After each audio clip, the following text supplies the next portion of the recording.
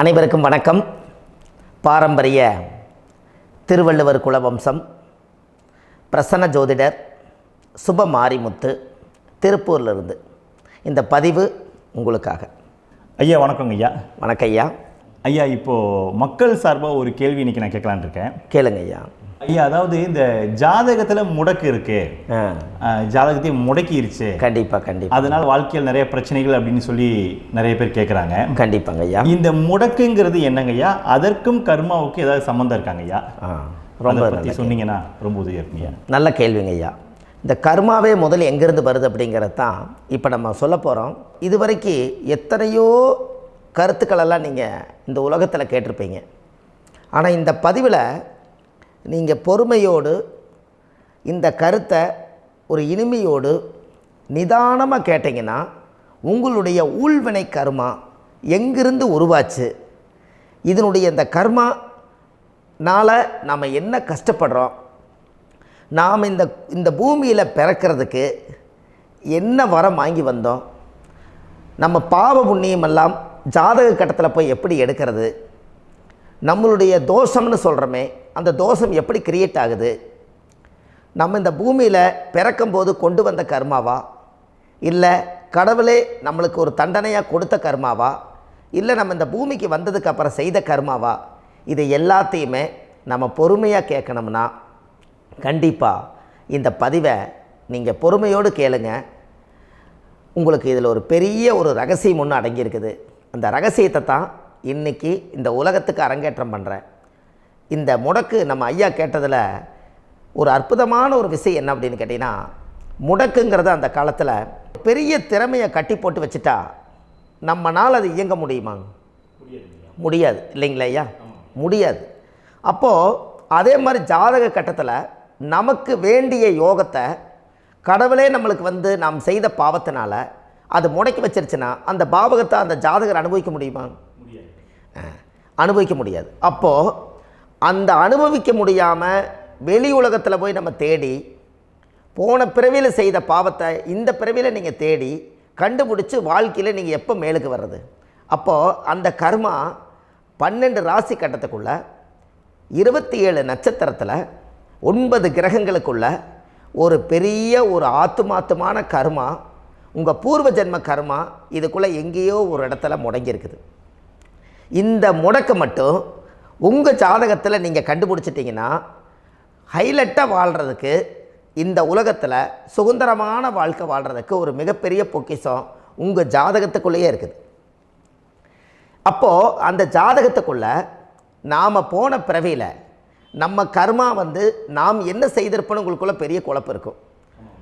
என்னங்க ஐயா, நீங்கள் என்ன கர்மா பண்ணிட்டு வந்தீங்க, நாம் போன பிறவியில் நம்ம யாரை ஒரு வதச்சோம், யாரை நம்ம மனசை புண்படுத்தினோம், நம்ம தாத்தாவுக்கு சோறு போட்டோமா, நம்ம பாட்டனுக்கு சோறு போட்டோமா, நம்ம முப்பாட்டனுக்கு சோறு போட்டோமா, நம்ம கொள்ளுப்பாட்டனுக்கு சோறு போட்டோமா, அப்போ நம்ம அப்பாவுக்கு நம்மளை பெற்றவருக்கு நம்ம சாப்பாடு கொடுத்தோமா, இவங்களுக்கெல்லாம் நம்ம சேவை பணிவடைகள் செஞ்சோமா, நம்மளுடைய உறவுகளுக்கெல்லாம் அரவணைச்சு போனோமா, நம்மளுடைய இந்த மாதிரி நாம் இரத்த சம்பந்த உறவுகளை இருந்து தான் இந்த உலகத்துக்கு நம்ம வெளியில் வந்திருப்போம்.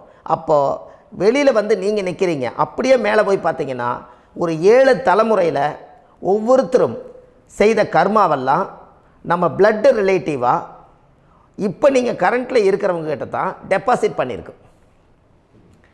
அப்போ இது தெரியாமல் நாம் ஜாதகத்துக்குள்ளே போய் தசாபுத்தி நல்லா தனங்க இருக்குது, நான் ரொம்ப கஷ்டப்படுறேன், என் ஜாதகத்தில் போய் பார்த்தேன் எல்லா கிரகங்களும் நல்ல வலிமையாக இருக்குன்னு தான் சொன்னாங்க, ஆனால் இன்னும் என்னுடைய கடன் அடையலை, இன்னும் என்னோடய கர்ம தீர்ந்த மாதிரியே தெரியல, எனக்குள்ளே ஒரு தாட்டு என்னமோ நான் ஒரு பின்தங்கின வாழ்க்கையிலே வாழ்ந்துட்டுருக்கேன் அப்படின்னு நீங்கள் சொல்லும்போது, அப்போ இதையெல்லாம் தாண்டி ஒரு கர்மா உங்களுடைய ராசி கட்டத்துக்குள்ளே எங்கேயோ ஒரு பக்கத்தில் ரகசியமாக புதைஞ்சிருக்கு. அப்போது அந்த ரகசியமாக புதைஞ்சிக்கக்கூடிய அந்த முடக்கு தான் இன்றைக்கி இந்த உலகத்துக்குள்ளே நீங்கள் தெரிஞ்சுக்கக்கூடிய விஷயம். அப்போ அந்த முடக்குங்கிறது ஒன்று உண்மை. இந்த உலகத்துக்கு நம்மளை எல்லாத்துலேயும் நல்லா யோசிச்சு பாருங்கள். 12 ராசி கட்டம் இருக்குதுங்களா ஐயா? ஆமாங்க ஐயா. ஆனால் கிரகம் எத்தனை இருக்குதுங்க? 9 தான் இருக்குங்க ஐயா. ஆமாம், 12 ராசிக்கு 12 கட்டத்துக்கு 12 கிரகம் கொடுத்துருக்கலாமல்ல கடவுள்.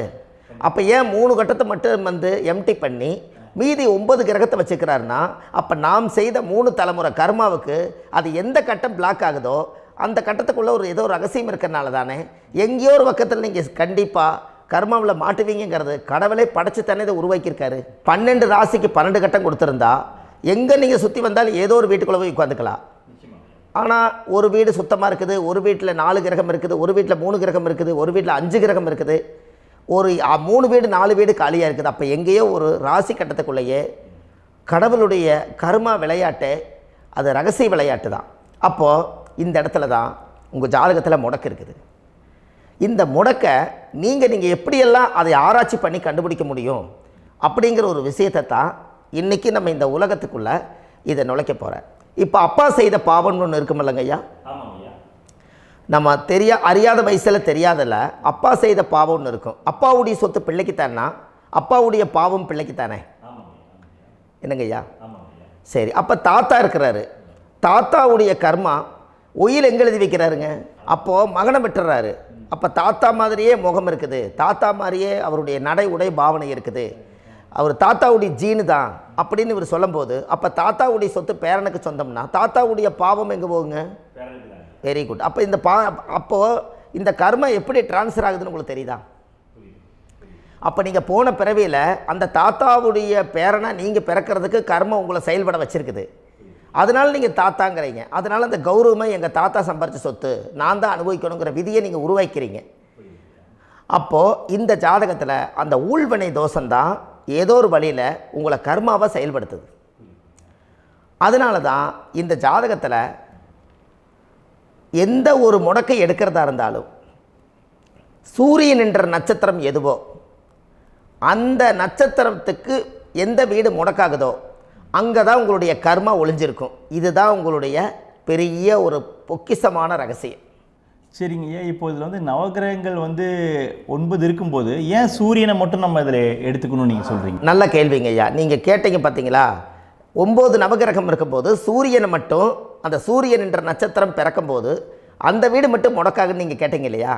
இதுதான் அற்புதமான கேள்வி. ஏன் அப்படின்னு கேட்டிங்கன்னா, சூரியன் அப்பா, அப்பாவோட உயிர் கரு போய் அம்மாவுடைய பனிக்கூடத்தில் கர்ப்பத்தில் வச்சு 10 மாதம் 300 நாள் சுமந்து நீங்கள் இந்த பூமிக்கு வெளியில் வரும்போது நீங்கள் என்ன பாவத்தை இவங்க விதைச்சாங்களோ அந்த கர்மாவை வாங்கிட்டு தான் நீங்கள் வெளியில் பிரசவமாகறீங்க. இதுதானே? அப்போ சூரியன் என்ற நட்சத்திரம், அந்த சூரியனுங்கிறது உயிர் கருவல்லவா, அப்பாவுடைய உயிரணுக்கள் அம்மாவுடைய கருவிக்குள்ளே போய் நாம் குழந்தை வடிவத்தில் இருந்து 300 நாள் பாவ உண்ணீத்த பதிவில் ஏட்டு எழுதி ஒரு ஜாதகத்தை கையில் கொடுத்து பிறந்த உடனே உங்களுக்கு ஒரு ஏட்டை பெரட்டி நீ இப்படித்தான் விதி, இனிமேல் இப்படித்தான் நீ வாழணும்னு சொல்லி உங்கள் கர்மாவை நீங்கள் கர்மாவோடு தானே வெளியில் பிறக்கிறீங்க. அப்போ சூரியன் என்ற நட்சத்திரம் தானே இந்த உலகத்துக்கு ஒரு பெரிய ஒரு மகத்துவம். இப்போ பாருங்கள், விடிய வரைக்கும் நம்ம முழிச்சிட்ருக்குறோம், காலையில் சூரிய உதயமானால் அவங்கவுங்க செயல்படுறோம். மீதி எல்லா கிரகங்களுக்குமே வெளிச்சத்தை கொடுக்கக்கூடிய சக்தி சூரியனுடைய பிம்ப ஒளிக்குத்தானே உண்டு, என்னங்க ஐயா? அதனால தான் மேசத் உச்ச வீடுன்னு சொல்லி மேசத்தை உச்சம்னு சொல்லி சூரிய உச்சத்தை அங்கே தான் வச்சாங்க. அப்போது அந்த காலச்சக்கரத்துக்கு 5ஆம் இடம் பூர்வ புண்ணியஸ்தானத்தில் போய் சிம்மத்தில் கொண்டு போய் சூரியனை ஆட்சி வீடுன்னு வச்சாங்க. அப்போது சூரியனில் இருந்து தான் அந்த மையப்புள்ளி உருவாகுது.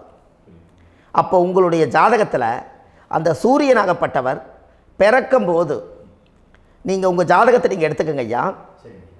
நீங்கள் இன்றைக்கே போய் கதவை திறந்து உங்கள் பெட்டியை திறந்து பீர்வாவுக்குள்ளே உங்களுடைய ஜாதகம் இருக்குது, அந்த ஜாதகத்தை எடுத்து ஜோதிடர்கிட்டையே நீங்கள் சந்தேகம் கேட்குறக்கு முன்பு நீங்களே உங்களுடைய கர்மா பற்றி தெரிஞ்சுக்கிறதுக்கு இந்த பதிவில் உங்களுக்கு ஒரு ரகசியத்தை சொல்லித்தரேன். உங்கள் ஜாதகத்தில் இப்போ இது வரைக்கும் ராசி கட்டத்தை நீங்கள் பார்த்துருப்பீங்க, ஆனால் பாதசாரம்னு ஒன்று இருக்கும் இல்லைங்களா? ராசிக்கு பாதசாரம்னு ஒன்று இருக்கும்.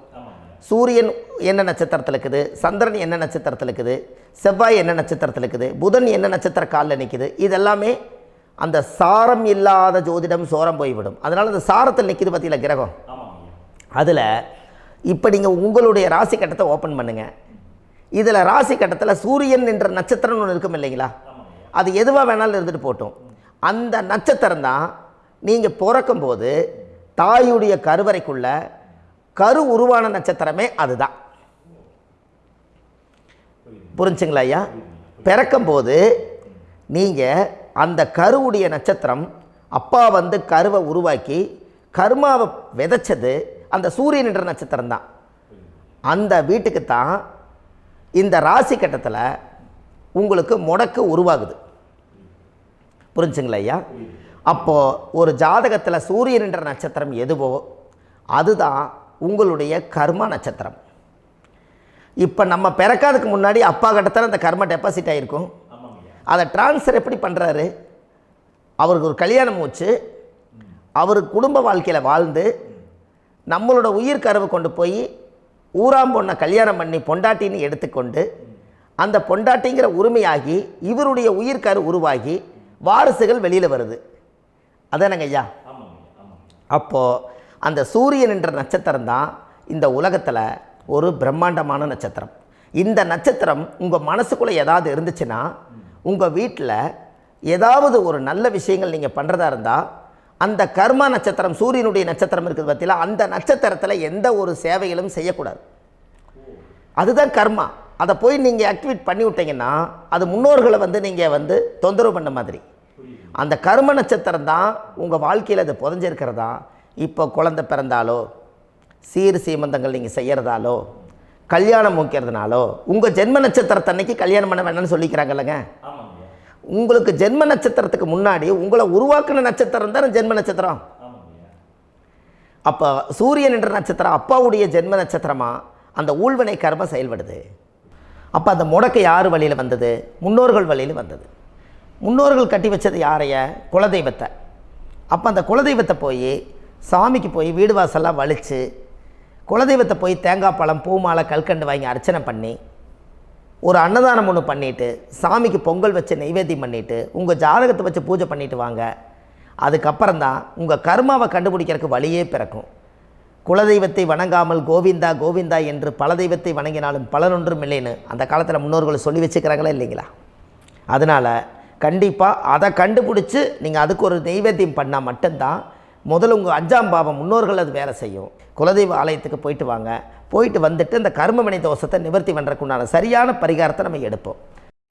அப்போது உண்மையாலுமே ஒரு ராசி கட்டத்துக்குள்ள இந்த மாதிரி ஒரு அந்த கர்ம தோஷம் இருப்பதனால இந்த கர்மா தோஷத்துக்கு அந்த முடக்க தோஷங்கிறத நீங்கள் எடுத்து அதை கண்டுபிடிச்சி அந்த சூரியன் என்ற நட்சத்திரம் எந்த ராசி கட்டத்தில் போய் முடக்காயிருக்குதோ அந்த முடக்கு எந்த பாவகம் வந்து நம்மளுக்கு லாக் ஆகிருக்குதோ அந்த பாவகத்துக்கு உண்டான பரிகாரங்கள், அதுக்குரிய ஸ்தலங்கள், அந்த கோவில்களில் போய் சுவாமிக்கு தேங்காய் பழம் பூமாலை கல்கண்டு வாங்கி அர்ச்சனை பண்ணி நீங்கள் அந்த கோவிலுக்குள்ளே போய் உட்காந்து சாமி கும்பிட்டு வந்தீங்கன்னா உங்களுடைய ஜாதகத்தில் இருக்கக்கூடிய அந்த முடக்கு தோசை நீங்கி வாழ்க்கையில் நீங்கள் எதை சாதிக்க வந்தீங்களோ அந்த சாதனையை நீங்கள் சாதிச்சுட்டு இருப்பீங்க.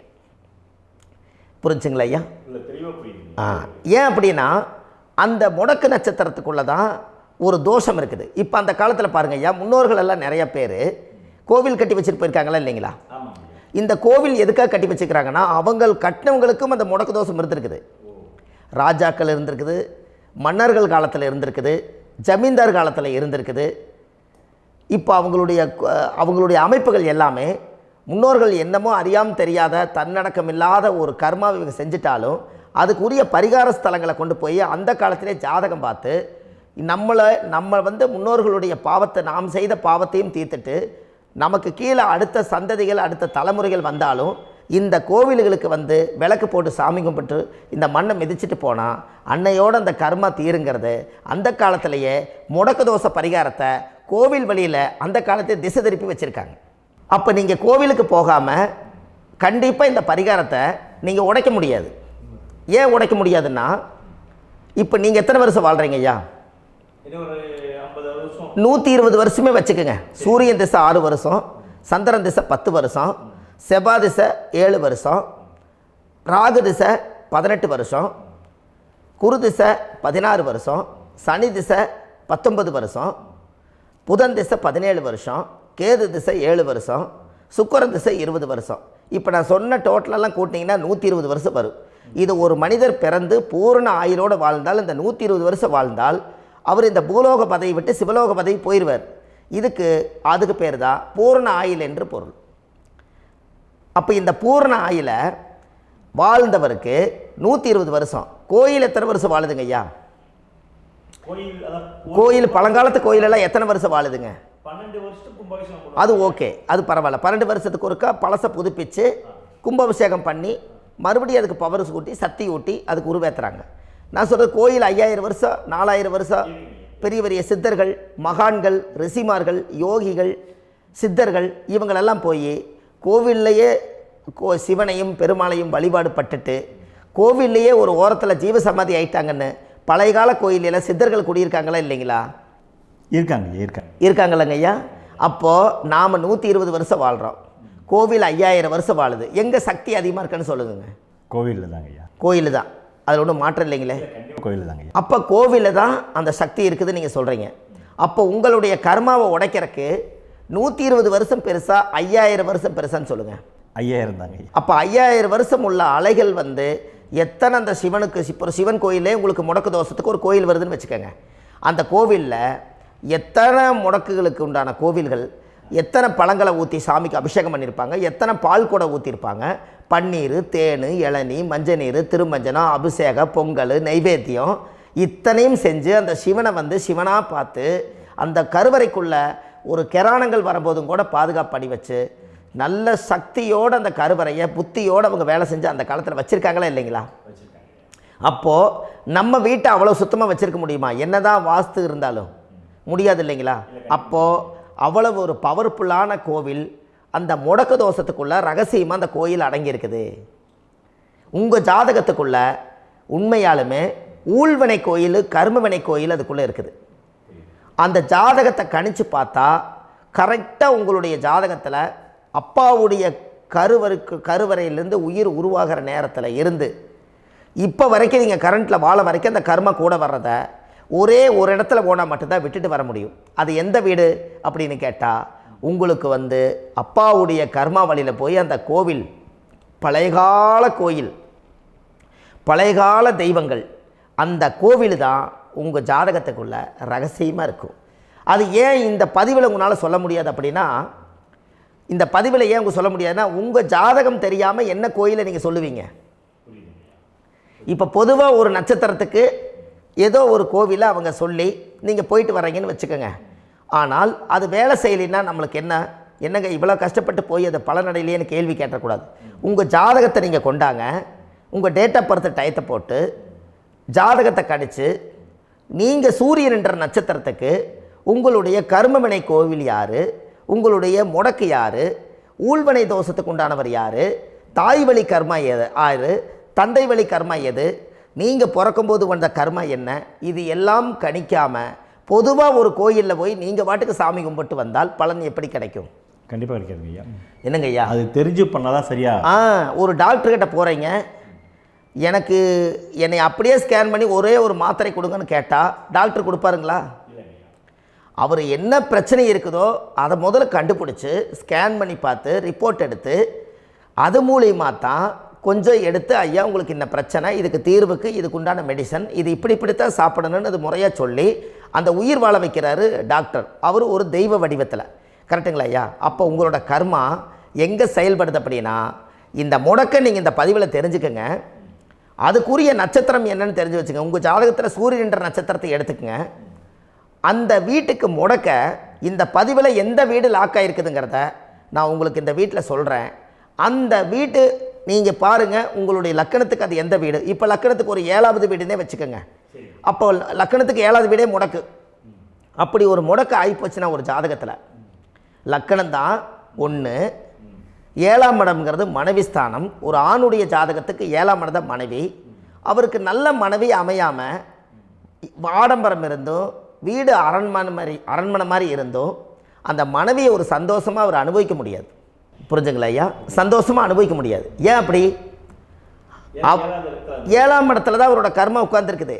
கரெக்டாக சொன்னீங்க. 7ஆம் இடத்துல தான் அந்த கர்மா உட்கார்ந்துருக்குது.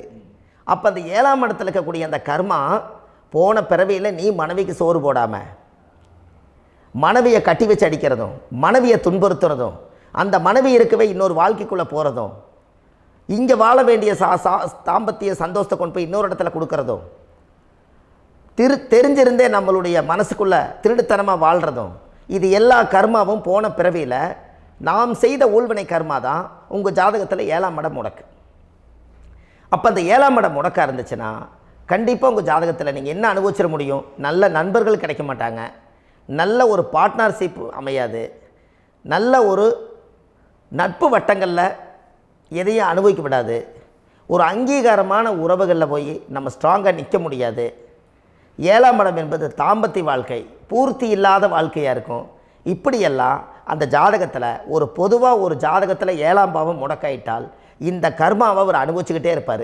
இது எப்போத்தான் அதுக்கு ஒரு தீர்வு வேணுங்கய்யா? அந்த கோயில் எதுன்னு நீங்கள் கரெக்டாக சொன்னீங்க. இப்போ இது மனிதனால் செயல்படுது. மனிதர்கள் தான் கோயிலை கட்டி வச்சாங்க.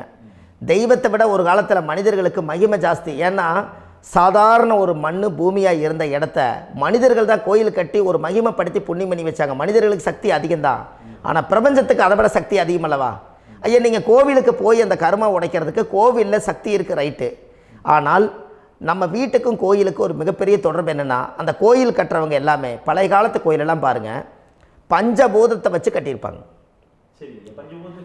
பஞ்சபூதத்தை வச்சு தான் கட்டுவாங்க கோயில். அது உங்களுக்கு தெரியணும் இல்லைங்களா? பஞ்சபூதம்னா நீர், நெருப்பு, காற்று, பூமி, ஆகாயம்.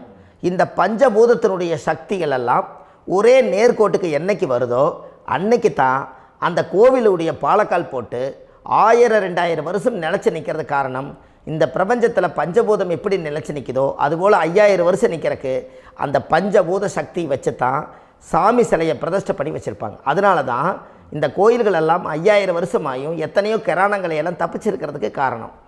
அப்பேற்பட்ட புண்ணிய ஸ்தலம் உங்களுக்கு எதுன்னு தெரியணும் அல்லவா?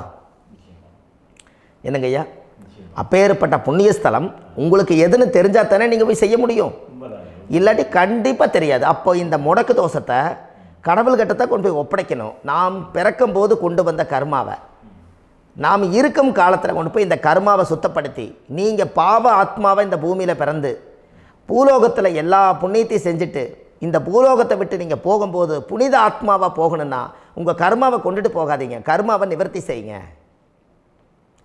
என்னங்க ஐயா? அப்போ கர்மாவை சுத்தப்படுத்துங்க. கர்மாவை சுத்தப்படுத்திட்டு உங்களுக்கு பிறக்கிற குழந்தைகளுக்கு அந்த கர்மாவை டிரான்ஸ்ஃபர் பண்ணாமல் உங்களோட நில் பண்ணுங்க. ஒரு உதாரணம் சொல்லட்டுங்களா ஐயா? ஒரு காந்தம் ஒன்று இருக்குது இல்லைங்களா? ஒரு காந்தம்ங்கிறது ஒரு தாத்தாவாக வச்சுக்கோங்க. ஒரு இரும்பை கொண்டு போய் வச்சா ஒட்டு மோட்டாதா? அப்போ ஒட்டுனோடனே காந்தம்ங்கிறது தாத்தா, அவருக்கு பிறந்த வாரிசுக்கு அந்த கர்ம டிரான்ஸ்ஃபர் ஆயிருமா? சரி, இன்னொரு இரும்பை கொண்டு போய் வைங்க, ஒட்டு மோட்டாதா? அப்போ அது பேரனுக்கு வைங்க, பேரனுக்கு வந்துருச்சு அந்த கர்மா. இன்னொரு இரும்பை கொண்டு போய் வைங்க, அந்த காந்தத்துக்கு நேர் இன்னொன்று வைங்க, ஒட்டு மோட்டாதா? அப்போ அதை கொண்டு போய் நம்ம கொள்ளு பேரனுக்கு வைங்க. இப்படியே டிரான்ஸ்ஃபர் ஆகி தலைமுறையாக இந்த கர்மா தொடர்ந்துக்கிட்டே இருக்குது. இந்த இடத்துல கொண்டு போய் காந்தத்துக்கு இரும்பு ஒட்டிகிட்டே இருக்குதுல்ல, இந்த இடத்துல ஒரு மரக்கட்டை செஞ்சு கொண்டு போய் கரெக்டாக வச்சுக்கினே போட்டுமா?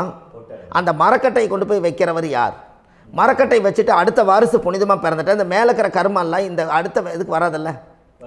இதுதாங்க ஐயா கர்மா. தொடர்ந்து வரக்கூடிய கர்மாவை அதை நில் பண்ணணுங்கிறதுக்கு பேர் தான் இந்த உதாரணத்தை சொன்னவங்களுக்கு.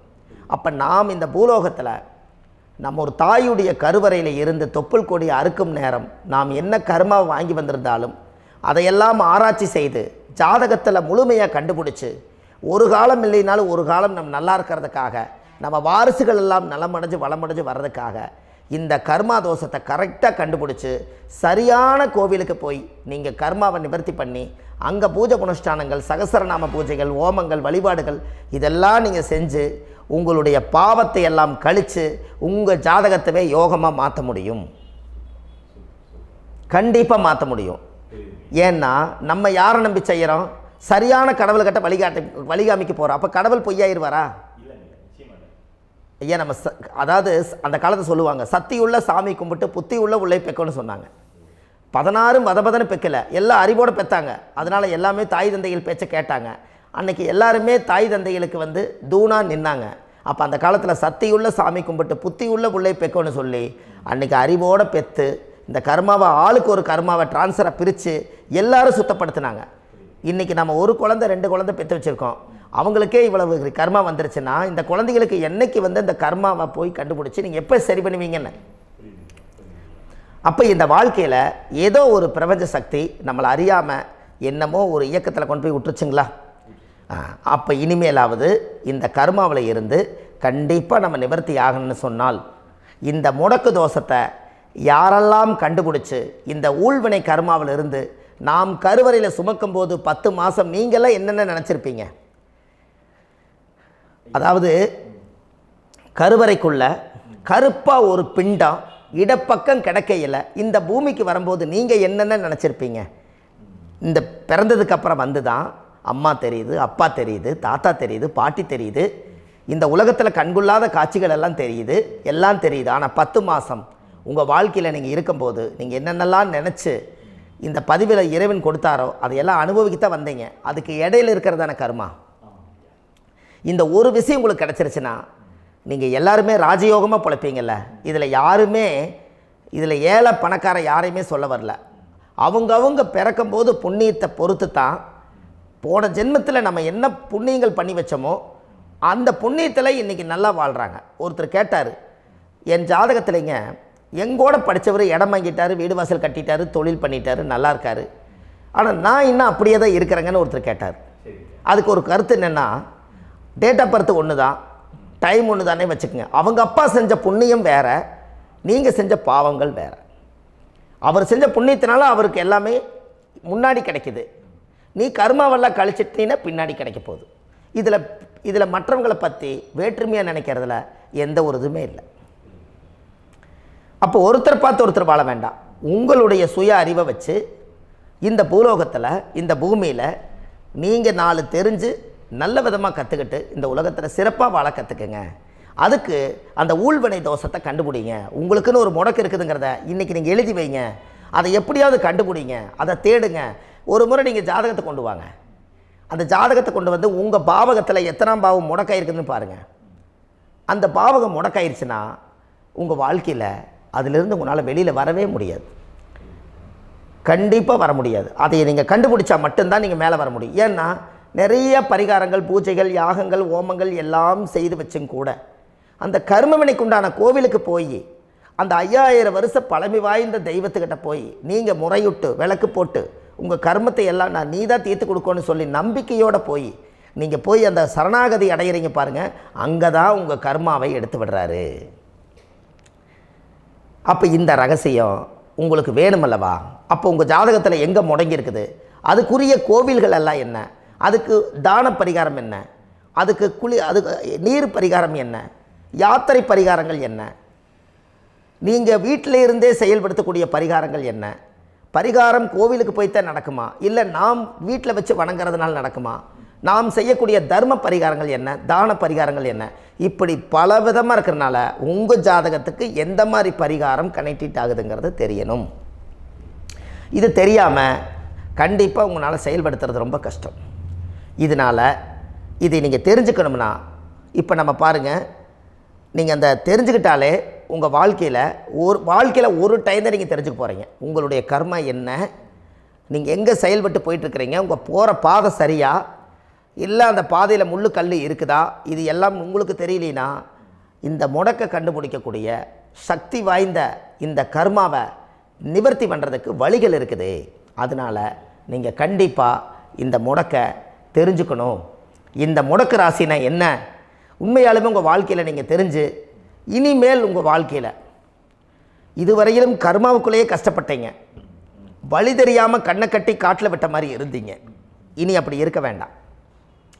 உங்கள் ஜாதகத்தில் 12 ராசி கட்டத்தில் 9 கிரகம் போகும், மீனி 3 கிரகம், 3 கட்டம் வந்து உங்களுக்கு எங்கேயோ ஒரு பக்கத்தில் 3 கட்டம் எம்டிஎத்தான் இருக்கும். கரெக்டுங்களா? அது இல்லாமல் ஒரு ஜாதகம் பிறக்காது. ஏன்னா 9 கிரகத்துக்கு 9 கணக்கு போட்டால் 3 கட்டம் எம்டிஎத்தான் நிற்குது. அந்த கட்டத்துக்குள்ளே எந்த நட்சத்திரத்தில், எந்த சாரத்தில், எத்தனாவது டிகிரியில், எத்தனாவது பாத சாரத்தில், எத்தனை வெகுளையில், எத்தனை செகண்டுக்குள்ளே இந்த கர்மா உள்ளே புகுந்து உங்களை செயல்படுத்துதுங்கிறத கண்டிப்பாக உங்கள் ஜாதகத்தை கொடுங்க. பார்த்து இந்த விஷயத்தை சொல்கிறேன், நீங்கள் அந்த இடத்துக்கு போய் நிவர்த்தி பண்ணிவிட்டு உங்கள் வாழ்க்கையில் கொஞ்சம் காலம் வாழ போகிறீங்க.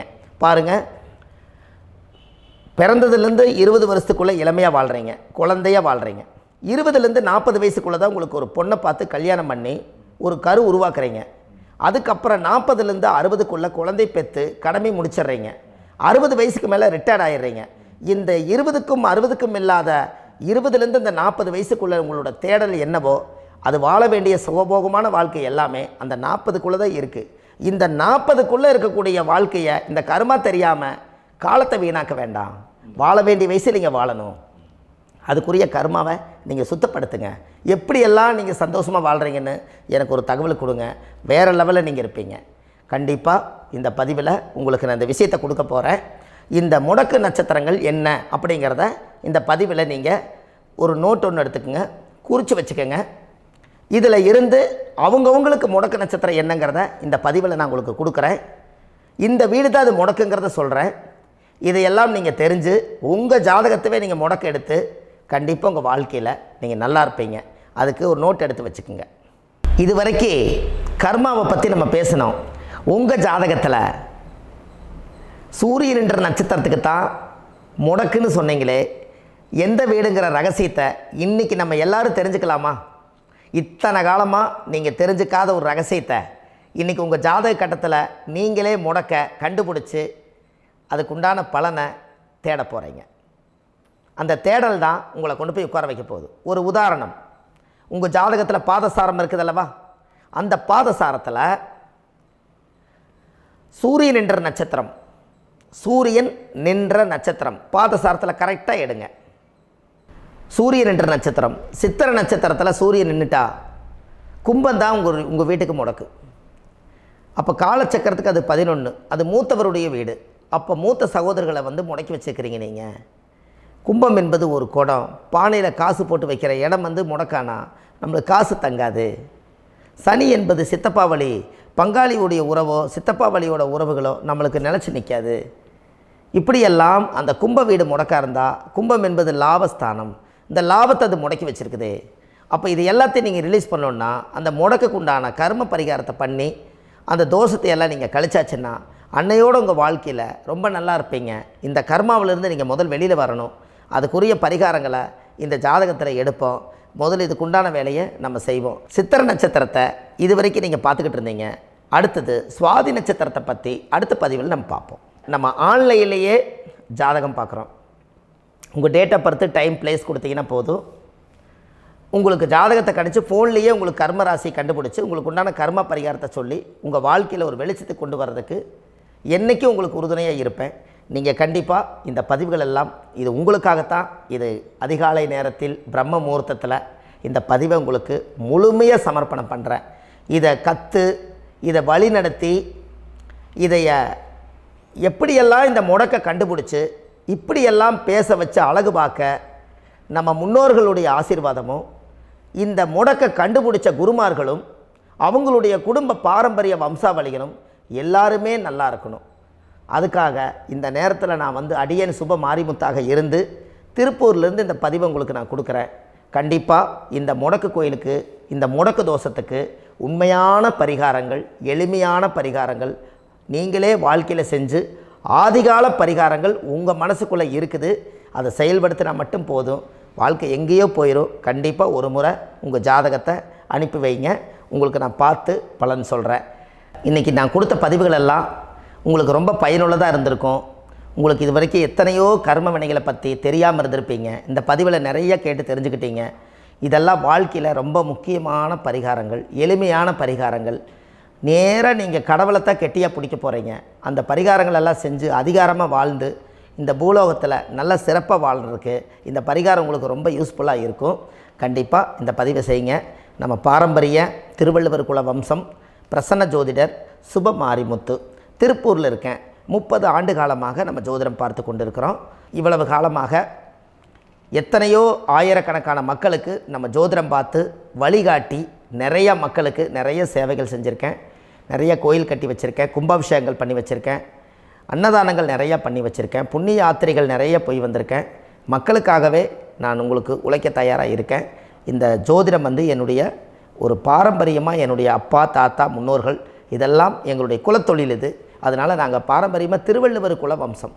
வள்ளுவர் வாக்குன்னு யூடியூப் சேனலில் போனீங்கன்னா 1000 பரிகாரங்கள் கொடுத்துருக்கேன். அதுவும் உங்களுக்கு ரொம்ப யூஸ்ஃபுல்லாக இருக்கும். வள்ளுவர் வாக்கு அப்படின்னு போடுங்க. அப்படி இல்லைன்னா சுப மாரிமுத்துன்னு போடுங்க. இதில் பரிகாரங்கள் நிறையா கொடுத்துருப்பேன். கண்டிப்பாக இதெல்லாம் நீங்கள் சந்தித்து நீங்கள் ஒரு சப்ஸ்கிரைப் பண்ணி வச்சுக்கோங்க. நான் போடக்கூடிய பதிவுகள் எல்லாமே உங்களுக்கு நோட்டிஃபிகேஷனை வந்துடும். அதனால் நீங்கள் ஒரு சப்ஸ்கிரைப் பண்ணி வச்சுக்கோங்க. தினமும் ஒரு தகவல் உங்களுக்கு கொடுத்துக்கிட்டே இருக்கேன். இதெல்லாமே உங்களுக்கு ஒரு பெரிய சந்தோஷமான நிகழ்ச்சிகள். என்றைக்கும் உங்களோட நான் வாழ்கிறேன். உங்களுடைய குடும்பத்தில் நான் ஒருத்தராக இருந்து குடும்ப ஜோதிடராக நான் இருப்பேன். கண்டிப்பாக ஆயுளுள்ள வரைக்கும் உங்களுக்காக இந்த ஜோதிடத்துக்கு உழைச்சி உங்கள் குடும்பத்தில் ஒருத்தரை நான் வந்து ஒரு ரத்த உறவில் நான் வந்து இந்த பூர்வ ஜென்மத்தில் உங்களுக்கு நான் கடமைப்பட்டிருக்கேன். கண்டிப்பாக அடுத்த பதிவில் உங்களை நான் சந்திக்கிறேன். வாழ்வது ஒரு முறை, வாழ்த்தட்டும் தலைமுறை. நன்றி, வணக்கம்.